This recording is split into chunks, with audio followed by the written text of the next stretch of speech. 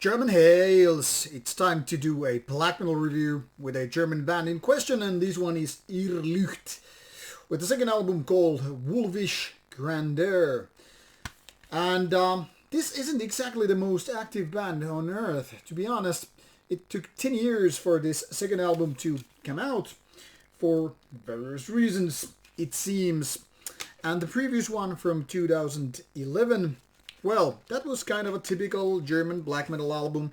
Like, 11 in a dozen doesn't really get, to be this big, recognizable, memorable band, but just one of those which you just kind of listen to and then forget and move on. Now, luckily for the band, and as well as for the audience, and probably the label as well, this is out by Folder Records, by the way, this band has stepped up a little bit, and now it is a little bit more fascinating. Band has, according to this CD anyway, a 3-man lineup, and the style is, well, then it gets a little bit peculiar. It's kind of a raw end of melodic black metal without being actually very, very melodic black metal. If that sounds a little bit peculiar and kind of a weird, let me try to expand on that. Now, this is a band that goes so many ways when we're talking about black metal it is, in the context. So many ways goes the middle field. That is, it's not extreme in any of the sense what you would go for when we're talking about black metal. That is, it has fast parts, but he also isn't this ultra fast band. It's not like your next Marduk or whatever. It's a band which has these melodies, but not overly melodic. It is kind of on the raw end when it comes to production, but let's be honest about it. This isn't Iliarn or Von or Arcanum or any of those bands which are like kind of a raw or ultra raw. This is very much, taking the middle path, middle road, or whatever you call it.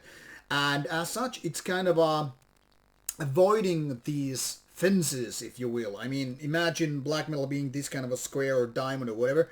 And some bands just go for example, very, very melodic ways and kind of a mainstreamish. Now, I would say Irrlycht is very, very far from being a mainstreamish one, but it's also not kind of a Von or Iliarn kind of a simplicity, barbarism, and all that stuff. So it has all these elements from various styles. Fast, but not too fast. It's kind of a raw style, but not too raw. It's not. It's almost like it's avoiding, pissing people off with that style, and yet at the same time trying to make the music somewhat captivating. For example, some of these raw vocals here, these kind of shrieker parts, are kind of a lunatic, but not too weird, and in fact they are pretty damn good. They're also more kind of a boring kind of vocals, but I don't know, it's not like they're gonna ruin or change the whole deal here.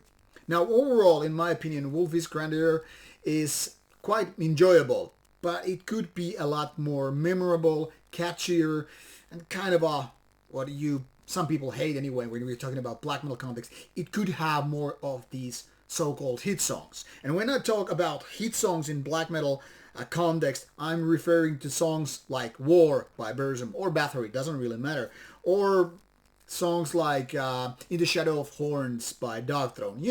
The kind of iconic songwriting which really drills into your brain and stays there for the rest of your life. Now, black metal is not known for these kind of hit songs, obviously, but we all know when we hear these really, really great tracks and these ones which are merely just good or decent. And unfortunately, Irrlycht kind of falls into this decent category versus as supposed to be great or superior. Now, obviously, these are matter of taste. Like, for example, in the Metal Archive site, in case you're watching this, not just listening, you will find that Schatten des Gewitters is rated by like 95% by this one reviewer on Metal Archives. Somebody really, really loves that album and maybe the band as whole. For me, it was 6.5 out of 10. That is 65%.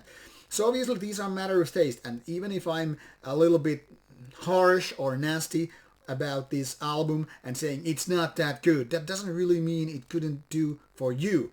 Like I said, Irrlycht is definitely worth listening to. It has some good moments, but given its 66 minutes, it's like too much of this, how to say, filler above killer.